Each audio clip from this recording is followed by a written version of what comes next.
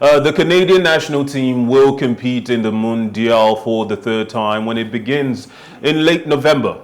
Ike Ugbo, a former Chelsea forward, has been added to Canada's 26-man roster for the FIFA World Cup in Qatar in 2022. Ugbo was qualified to play for all three nations because he was raised in Canada after being born to Nigerian parents in England. Ugbo had previously played for England at the youth level, but in September 2021, he declared his love for the Super Eagles and changed his allegiance to Nigeria. 2 months later, in November, the Troyers forward reversed his decision and pledged his future to Canada rather than the 2013 African champions.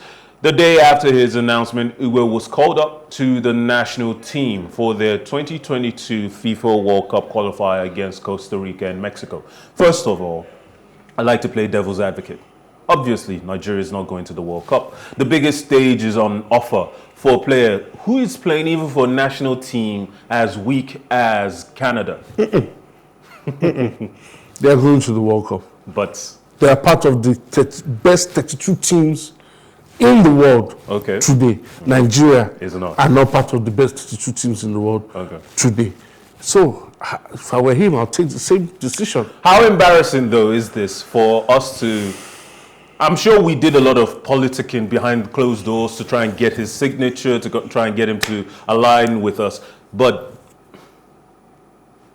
this is where we are at now, and he has chosen Canada. He has been picked. He's going to be making his international senior debut for Canada. He's off the market for us forever and ever. So how embarrassing is this? And to your point earlier that we do have an inferiority complex and a preference for foreign-based players. First of all, this is symptomatic of the Amajipinic reign. Even though he's no longer president, but that was symptomatic of his reign. Looking for any Nigerian sounding name to play for the national team, and at the expense of homegrown talent, at the expense of the conveyor belt that was supposedly built, that is supposed to let players come through.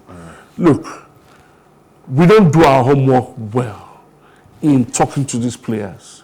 There are players that once you have a conversation with them, you would know instantly if the player wants to play for the national team, if the player wants to switch to Nigeria.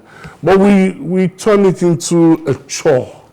And we keep going, mentioning these players. You see Amaju taking pictures with them all over the place. We've had the fallout on Tammy Abraham.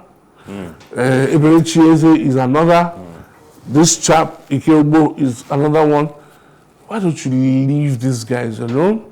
Focus on developing the ones you have at home. Those that have left Nigeria for foreign shores and are ready to play for Nigeria, you don't need to convince somebody too much before the person will decide to play for the national team. Well, the World Cup is upon us.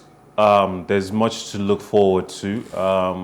League football is at an end for the time being.